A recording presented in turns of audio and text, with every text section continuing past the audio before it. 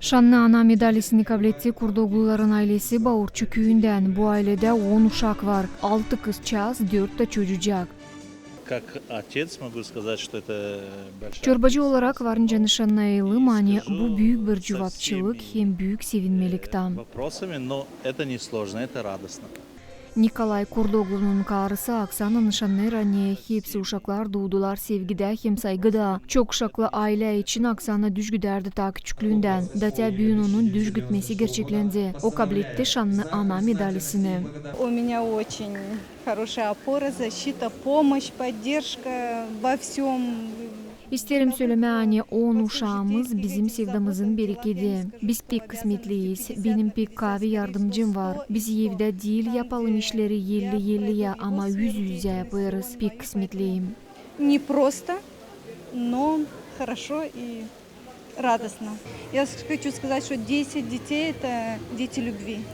Плоды нашей любви. У нас мы очень счастливы в браке. Valkaniş kasabasının Kisakov ailesi büyüdür 7 uşak. Aile başı Evgeniy nişanlar aynı ailelerin uygunluklarından çekilir Gagauzya'nın başarılı olması da. Я очень благодарен за то, что Бог нам даровал такие семьи, то, что мы можем. Ben pek sevinirim hani Allah bize bu aileleri bağışladı. Biz var nice ilerleyelim. İsterim her birine saygı hem sevgi dilemem. И доволен то, что мы имеем на сегодняшний день. И хочу всех поздравить, чтобы любили друг друга и уважали, ценили.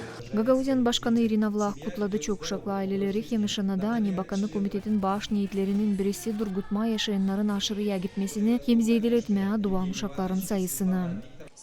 Biz anladık hani bu iki iş Gagauzyan'ın en büyük problemalarına gelirler. İnsanların azalmasını yakışır durgutma sadi kurarak onlara dini o koşulları angılarını onlar başka devletlerde ararlar. Biz lazım da başlayalım neyse yapma. Bugün Gagauzya'da var 5 yeni uşak başçası. Kalan uşak başçalarında da remont yapıldı. Düzlerler, şkolalar, stadionlar, kolej, IT kurumları. Gagauzyan ilerlemesi için yeni enerji lazım. Bu enerji sizsiniz. Siz Gagauzyan'ın açık hem güzel geleceği olacağınız.